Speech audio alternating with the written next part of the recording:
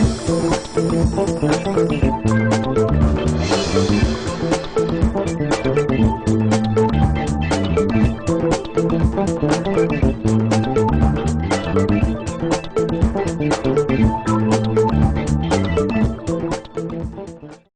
દર્શક મિત્રો, અતિથિ કાર્યક્રમમાં ફરી એકવાર આપનું સ્વાગત છે. અતિથિ કાર્યક્રમમાં એવા વિશિષ્ટ વ્યક્તિત્વને આપની સાથે મળાવીએ છીએ કે જેને મળવાની આપને પણ ઈચ્છા હોય છે ને અમને પણ, અને તેમની સાથે વાતો કરીએ છીએ અંતરંગ. આજે અતિથિ કાર્યક્રમમાં વિશિષ્ટ મહેમાન કાર્યક્રમમાં હાજર છે અને તેમની સાથે વાત કરીશું અંતરંગ.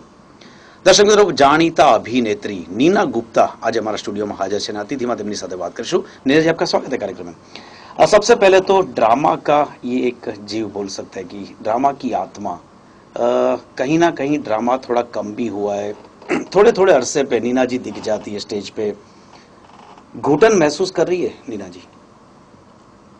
थिएटर में या नहीं, थिएटर में इतना इन्वॉल्वमेंट नहीं होने की वजह से इतने सारे शोज जो ज्यादा होता नहीं है, क्योंकि सीरियल में जो मतलब 30 मिनट में करीबन 18 मिनट का कंटेंट रहता है, बाकी एडवर्टाइज खा जाता है टाइम, और वहां पे भी वही घिसा पीटा डायलॉग, एक ही थीम को 4 दिन 5 दिन तक चलाना. कहीं रियल जो आर्टिस्ट है नीना गुप्ता, अंदर से नीना गुप्ता जो आर्टिस्ट बैठी है, वो कहीं से घुटन महसूस कर रही है? हाँ, इसलिए तो आप मुझे ज्यादा देखते नहीं टीवी पे, क्योंकि टीवी इस समय सिर्फ एक पैसे कमाने का माध्यम है और थोड़ा बहुत फेम, उसके अलावा कुछ नहीं है. कोई सेटिस्फैक्शन, क्रिएटिविटी और वो सब, उससे कोई लेना देना नहीं है उसका. 7 फेरे पे मैं सीधा आ जाऊं. जिस तरह से 7 फेरे आपने साइन की होगी, कॉन्ट्रैक्ट साइन किया होगा, क्या देखा था? कंटेंट देखा था कि सिर्फ आपने जो बताया कि इसमें फेम है, पैसा है, इसीलिए किया था? 7 फेरे मेरे एक फ्रेंड हैं जो लिख रहे हैं और जो प्रोड्यूस कर रहे हैं, उनके साथ भी मैंने सालों पहले काम किया था, और 7 फेरे की कहानी बहुत अच्छी थी और इसका कैरेक्टर बहुत अच्छा लगा मुझे, तो वो कैरेक्टर देख के किया. सो नीना गुप्ता चूजी है रोल के मामले में अभी हमेशा से, हमेशा, अभी भी कंटिन्यू बरकरार है? हाँ, वो तो रहेगा. ओके. अब क्या क्या प्रीफर करते हैं कि जब भी आप कोई भी साइन करते हो, खास करके मैं नीना गुप्ता को सवाल पूछ के, नीना गुप्ता जी जैसे जो भी ऐसे आर्टिस्ट है जो सही में प्यार करते आर्ट को, टैलेंट को प्यार करते, क्या खास बात होती है जब भी कॉन्ट्रैक्ट साइन करते, कोई भी फिल्म साइन करते हो, सीरियल साइन करते हो, क्या क्या देखते, क्या है अंदर आप? Role, basically role. कोई पर्टिकुलर नाम हो या कोई बैनर हो, उसको ज्यादा मायना देते हैं या ना? रोल, अपना रोल क्या है, वो ऐसा होना चाहिए कि आपको एक्साइटमेंट हो. अगर आप जब सुबह उठते हैं और आपको शूटिंग में जाना हो तो एक्साइटमेंट होनी चाहिए, ये नहीं होना चाहिए अरे यार फिर से जाना है. तो उस हिसाब से मैं सोचती हूँ, हमेशा मुझे एक्साइटमेंट रहनी चाहिए. कुछ करना है, उसके लिए तैयारी करनी है, ऐसी कुछ भावना रहनी चाहिए तो मजा आता है, वरना मैं नहीं करती हूँ. ब्लडली नाम बोल देते हो? हाँ. उस वजह से शायद नीना गुप्ता अपना नियर्स एंड डियर्स का एक ग्रुप, जो खास करके इस ग्लैमर फिल्म में बहुत बड़ा ग्रुप रखने की एक फैशन चली है, एक दौड़ चली है, शायद नीना जी उसमें पीछे है. हाँ, मैं वो सब, मेरे अपना एक खास अलग मेरी एक फैमिली है, मेरे कुछ फ्रेंड्स हैं जो फिल्मी दुनिया वाले नहीं हैं, मेरी वही दुनिया है. कोई अच्छा काम आता है तो मैं कर लेती हूँ, और नहीं आता तो कोई बात नहीं. अच्छा काम आता है तो आप कर लेते, लेकिन अगर अच्छा नहीं मिलता, अगर सेटिस्फेक्शन नहीं मिलता कोई भी ऑफर में, तो भूल के भी नीना जी उसे साइन नहीं करती? हाँ, जनरली नहीं करती. एक आध बार गलती कर ली मैंने, मैं उसी पे आने वाला था. हाँ, एक आध बार गलती नहीं, कभी कभी कुछ जरूरतें होती हैं आपकी, पैसे की जरूरत होती है और काम करने की जरूरत होती है, तो फ्रस्ट्रेशन आती है तो कर लेते हैं, पर ऐसी गलती तो हर इंसान करता है. फ्रस्ट्रेशन की बात करूं, ये फील्ड में खास करके एक लेवल पे पहुंच जाने के बाद, जब या तो उसको इम्पोर्टेंस इतना नहीं दिया जाता, या तो जब वो अपने आप को एक दायरे में बांध लेते, जैसे आपने बताया कि स्क्रिप्ट अच्छी हो, कहीं जाके थीम प्रॉपर हो, तभी मैं साइन करूंगी.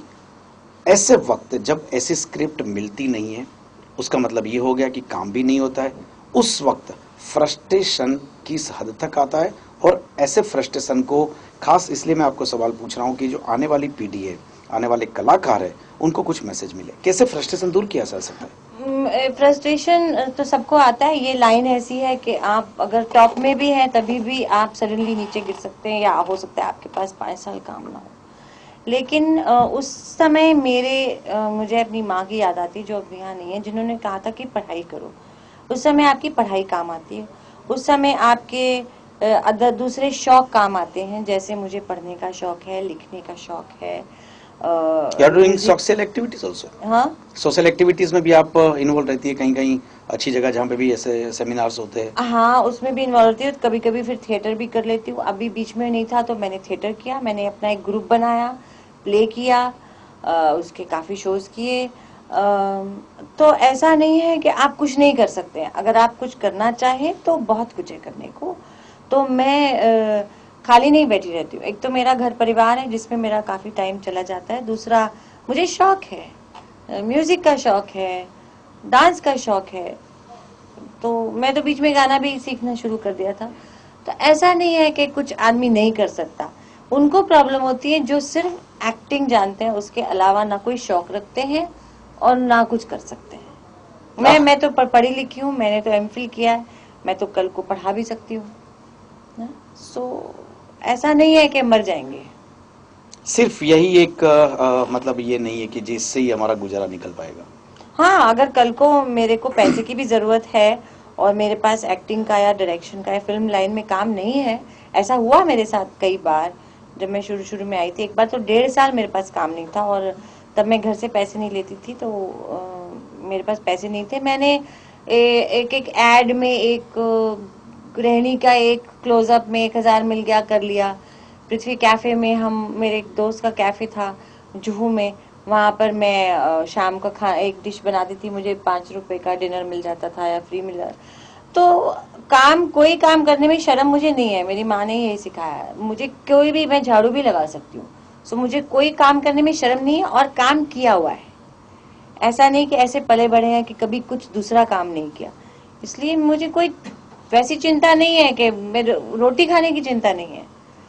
सिर्फ क्रिएटिव और क्रिएटिविटी की जहां तक सवाल है, आपको लगता है कि अरे आप क्या यही करने के लिए पैदा हुआ, यही आपका जीवन रह गया, तो मेरे पास बहुत और सी चीजें हैं जिसमें मेरा मन लगा रहता है, जो मुझे अच्छा लगता है करना। बैक डेज में मैं जानना चाहता हूँ, आपने बार बार जिक्र किया आपकी माता जी का कि माता जी से बहुत सारा सीखा है आपने। आपने कहा कि बहुत सारी सीख जो उन्होंने दी थी वो आज तक बरकरार है, आप उनको फॉलो भी करती है। बैक डेज में नीना गुप्ता जब छोटी थी, क्या बचपन से ही उसको एक्टिंग का शौक था, या ऐसी ही मस्तीखोर, या इतनी जीत धीर गंभीर दिखती है अभी, ऐसी नीना गुप्ता थी कि धीरे धीरे बदलाव आता गया? नहीं, मैं तो बहुत अलग थी। मैं बहुत शाय थी, अभी भी हूँ मैं। अभी भी मुझे काम इसलिए भी कम है क्योंकि मैं काम मांगने नहीं जा सकती हूँ। मुझे लगता था कि मैं एक्टिंग करूँगी, कर सकती हूँ अच्छा स्कूल में, लेकिन मुझे रोल नहीं मिलता था क्योंकि मैं जाके बोल नहीं सकती थी कि मेरे को आता है। तो इसलिए मैं शाय रहती थी, मिलता नहीं था। घर आके शीशे के सामने वही चीज जो थी करके देखती थी और कहती थी मुझे तो बड़ा अच्छा आता है। तो मैं बहुत शाय थी और मैं बहुत ही अलग थी, बहुत अलग थी। और हम लोग बहुत ऐसे माहौल में पढ़े। मेरी माँ बड़ी स्ट्रिक्ट थी। बीए में, कॉलेज में भी मैं अपनी लड़कियों के साथ, गर्लफ्रेंड्स के साथ पिक्चर देखने नहीं जा सकती ओह, थी। 9 बजे हम लोग सो जाते थे। कहाँ से आपने बीए किया? दिल्ली में जानकी देवी से। ओके। और 9 बजे लाइट्स ऑफ हो जाती थी हमारे घर में। कोई, मुझे मालूम नहीं था क्लब किसे कहते हैं। ओके। हाँ, तो हमारा बिल्कुल अलग जीवन था। देन क्या पहला टर्न क्या आया?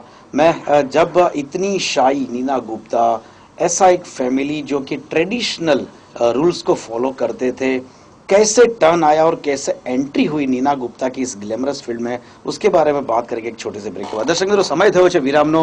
નીના ગુપ્તા સાથે અંતરંગ વાતો કરીશું એક નાનકડા વિરામ બાદ।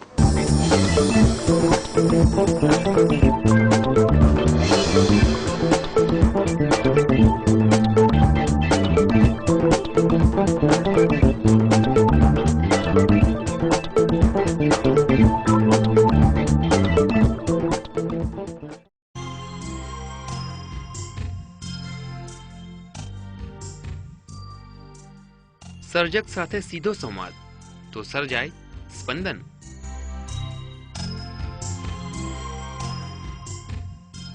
સ્પંદન સર્જક અને સાહિત્યને ઉજાગર કરતો ખાસ કાર્યક્રમ।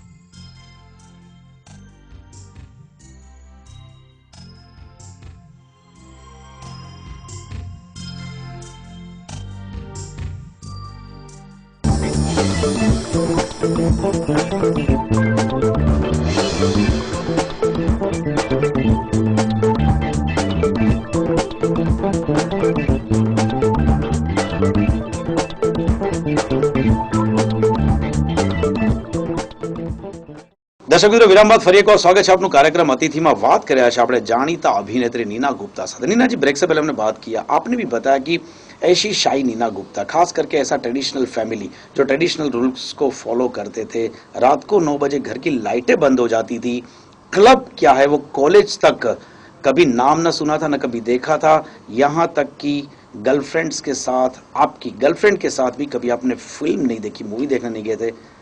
क्या हुआ ऐसा कि नीना गुप्ता इस ग्लैमरस फिल्म में एंट्री हुई? कौन वो जवेरी था जिसने इस हीरा को परखा था? मैंने स्कूल ऑफ ड्रामा ज्वाइन किया, थिएटर करती थी दिल्ली में, स्कूल ऑफ ड्रामा ज्वाइन किया, वहां से एकदम जीवन बदल गया। हॉस्टल में रहने लगी, चाहे दिल्ली में घर था, हॉस्टल में रहने लगी, लोगों से इंटरेक्ट करने लगी। टीवी जब मैंने शुरू किया तो हमारे स्कूल ऑफ ड्रामा के डायरेक्टर चले गए थे, कोई डायरेक्टर नहीं था, तो मैं टीवी में छोटे छोटे गांव का कार्यक्रम या वो उस टाइप जो दूरदर्शन में आते रहते, ओके ओके, मैसेज वाले जो फिल्म थी, डॉक्यूमेंट्री, ऐसे छोटी छोटी चीजें करती रहती थी बाहर जाके, क्योंकि काम नहीं था, क्योंकि डायरेक्टर नहीं था कोई, उस वक्त चेंज हुआ था। आई थिंक वहां से बदलाव आया। और फिर जब मैं पास आउट किया 80 में, तो एक अशोक आहूजा फिल्म मेकर थे, उन्होंने पहली फिल्म अपनी बनाई जिसमें मुझे रोल ऑफर किया। कौन सी फिल्म थी वो? आधारशिला। ओके। और उसमें नसीर था और बहुत सारे थिएटर के हम लोग थे, और अनीता कंवर और नसीर मेन रोल थे। It was a film about the film. Okay. Naseer is a film maker who makes a film and gives us a small role. Okay. वो मैंने किया तो मुझे बड़े पर्दे का नशा आ गया, खून लग गया मुंह पे। और तब मैं पीएचडी करना चाह रही थी, मैं पीएचडी में वो किया भी मैंने कुछ देर उसके बाद, लेकिन फिर मुझे इसका शौक हो गया। और मुझे लगा, पहले मैं सोचती नहीं थी, क्योंकि मुझे लगा मैं कहाँ पिक्चर में काम कर सकती हूँ, मैं कहाँ टीवी में काम कर सकती हूँ। लेकिन अब क्या अपने आप को प्रूव किया, तब सर्टिफाइड अपने आप को किया कि yes I can do it. I thought I am only good for brain jobs. This is what rubbish. And my mother, मेरी माँ ये काम बहुत, इस काम को बहुत अच्छा नहीं मानती थी। हाँ, मैं वही पूछना चाहता हूँ, अगर आपने बताया फैमिली बैकग्राउंड, तो क्या मम्मी ने परमिशन दिया था या कन्विंस करना पड़ा था, पटाना पड़ा था कुछ करके, या तो किसी को इन्फ्लुएंस किया था, चाचा को उसको बोला कि जरा समझाइए? नहीं, मैंने जिद की कि मैं जाऊंगी। ओके, मतलब जिद्दी थे आप? हाँ, पहले से जिद्दी थी, मैं जिद्दी बन गई क्योंकि ये मुझे बहुत अच्छा लगा। गोल एक बनाया था, एक गोल बन गया ये। उसके बाद पर वो गोल, फिर मैं आई बॉम्बे, गांधी फिल्म मिली हमको करने के लिए, और गांधी में हमको काफी पैसे मिले उस जमाने के हिसाब से। उस पैसे को लेके हम बहुत सारे थिएटर वाले बॉम्बे आए, और बॉम्बे एक अलग जगह थी, हमारा ना कोई ऐसा था जो हमको बताए क्या करना है, तो भरपूर मिस्टेक्स किए एक के बाद एक। इट वाज टफ, पर उसमें भी हमने जो एजुकेशन की थी वो बहुत काम आई। उसमें जो कॉम्प्रोमाइज कहाँ तक करना है वो बहुत काम आया। Okay okay okay. वो बड़ी ये जो फिल्म में आपने एंट्री लिया, आपको लगा जब पहली बार आया, आपने एक ड्रीम, आपको खुद को एस्टैब्लिश भी किया, आप अपने आप को सक्सेस आर्टिस्ट भी मानने लगे, लोगों ने भी आपको वो तो नहीं मानती अभी तक लोगों ने भी मानना चालू किया। उसके बाद कहीं ना कहीं जाके ज्यादातर देखने को मिलता है कि जब ड्रामा करते कोई भी आर्टिस्ट, बार बार ये भी बोलते रहते कि मैं चुन चुन के रोल करूंगी या करूंगा, देखूंगा, लेकिन जब सही में वास्तविकता ये आती है, जब उनको लगता है कि यस अभी जरूरत है यहाँ पैसे की, तब जाके वो अपने एथिक्स कहीं साइड में, ड्रामा के जो चाहक बोलते ड्रामा के बिना मैं जी नहीं सकता, बहुत सारे ऐसे एग्जाम्पल्स है। वो लोग आज की तारीख में कॉमर्शियल फिल्म में अपनी करियर, क्या कहना चाहेंगे इनके लिए?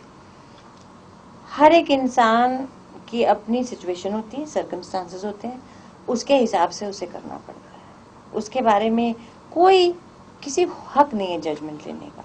मेरा एक दोस्त था, एक कुलीग था, मैंने शाम की पिक्चर की थी उनके साथ। उसके फादर ने उसने एक फिल्म की as a hero, Prakash Jha की, उसके फादर ने उसे, मुझे अभी तक याद है, बहुत साल पहले की बात है, वापस बुला लिया क्योंकि उनको बिजनेस में हाथ बटाने के लिए कोई नहीं था. Okay. He had to go back.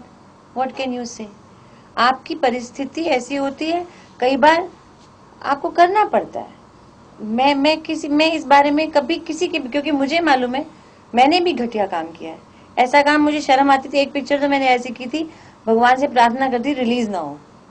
No सो हर एक की ऐसी स्थिति हो. एक और लड़का था दिल्ली का, वो आया था, उसको मैंने हेल्प भी की. अचानक उसके फादर की डेथ हो गई तो जाना पड़ा, बिजनेस संभालना पड़ा.